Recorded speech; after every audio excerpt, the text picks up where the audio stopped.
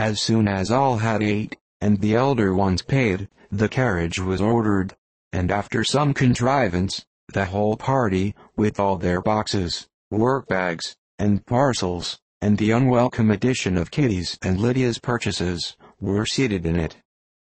"How nicely we are all crammed in," cried Lydia. "I am glad I bought my bonnet, if it is only for the fun of having another bandbox.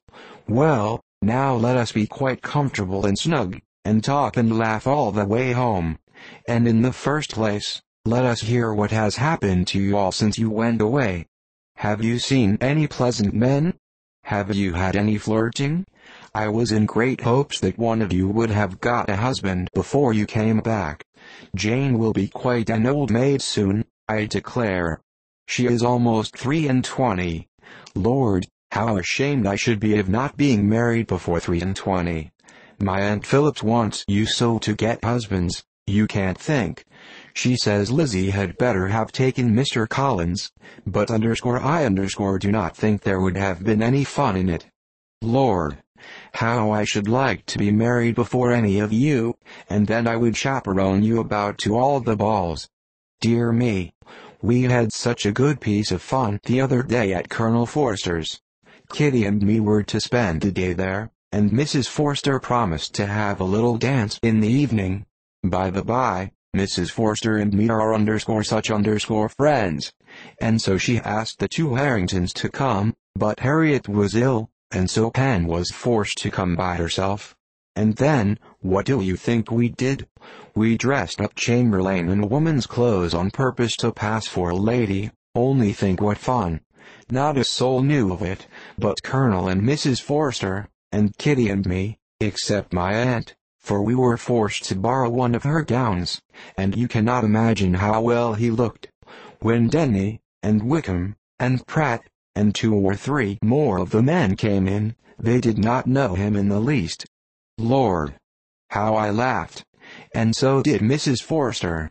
I thought I should have died, and that made the men suspect something, and then they soon found out what was the matter.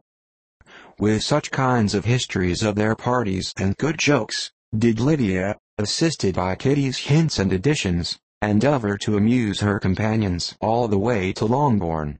Elizabeth listened as little as she could, but there was no escaping the frequent mention of Wickham's name. Their reception at home was most kind. Mrs. Bennet rejoiced to see Jane in undiminished beauty, and more than once during dinner did Mr. Bennet say voluntarily to Elizabeth, "I am glad you are come back, Lizzie." Their party in the dining room was large, for almost all the Lucases came to meet Maria and hear the news, and various were the subjects that occupied them. Lady Lucas was inquiring of Maria after the welfare and poultry of her eldest daughter. Mrs. Bennet was doubly engaged, on one hand collecting an account of the present fashions from Jane, who sat some way below her, and, on the other, retailing them all to the younger Lucases, and Lydia, in a voice rather louder than any other person's, was enumerating the various pleasures of the morning to anybody who would hear her.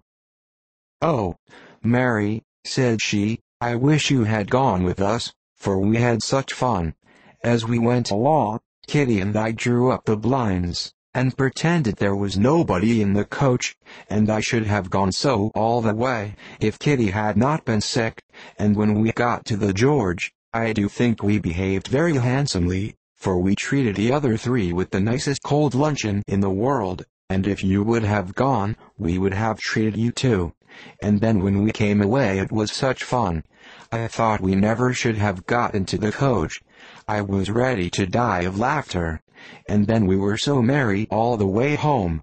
We talked and laughed so loud, that anybody might have heard us 10 miles off." To this Mary very gravely replied, "Far be it from me, my dear sister, to depreciate such pleasures. They would doubtless be congenial with the generality of female minds. But I confess they would have no charms for, me I should infinitely prefer a book." But of this answer Lydia heard not a word. She seldom listened to anybody for more than half a minute, and never attended to Mary at all.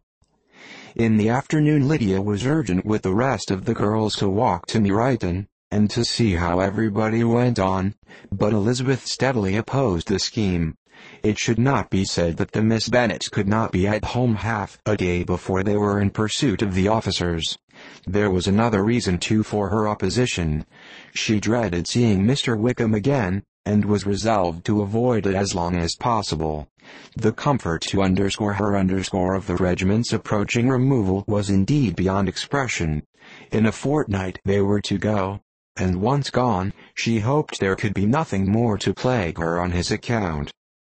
She had not been many hours at home before she found that the Brighton scheme, of which Lydia had given them a hint at the inn, was under frequent discussion between her parents.